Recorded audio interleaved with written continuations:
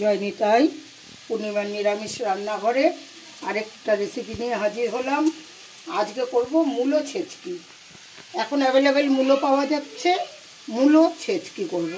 মূলো ছেচকি করতে লাগছে আমার শুকনো লঙ্কা, কালো জিরে সম্বারে, আর কাঁচা লঙ্কা, ধনেপাতা, নুন, হলুদ।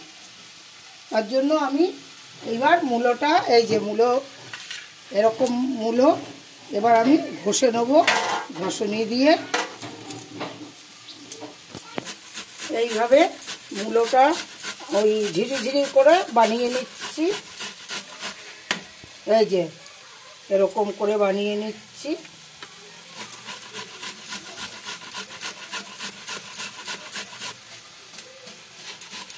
এবার আমি মূলোটা ঘষে তেলের মধ্যে আমি শুকনো লঙ্কা দিয়ে দিয়েছি। দেখুন,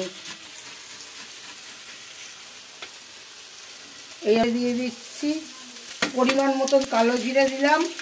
এই মূলো যে বানিয়েছি, এই যে মূলোগুলো ঘষে ঝিরিঝিরি করে বানিয়ে দিয়ে দিলাম।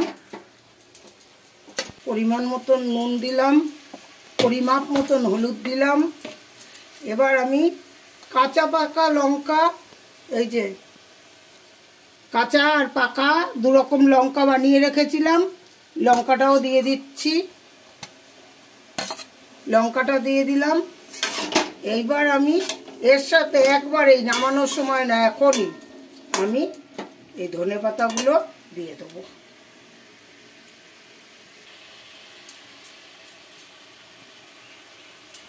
এই আমি ধনেপাতা দিয়ে দিলাম। এবার এটাকে টানাতে হবে, অর্থাৎ ভাজা ভাজা করতে হবে।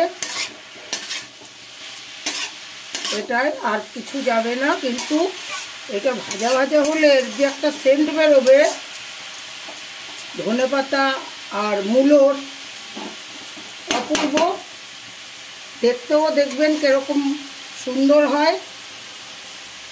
একটুখানি ভাজা ভাজা হোক, আমি ফিরে আসি। আমার মূলো ছেচকি হয়ে গেছে, গ্যাসটা অফ করে দিলাম।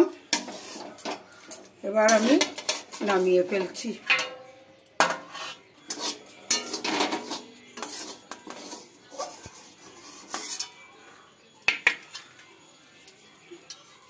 মূলো ছেচকি হয়ে গেল।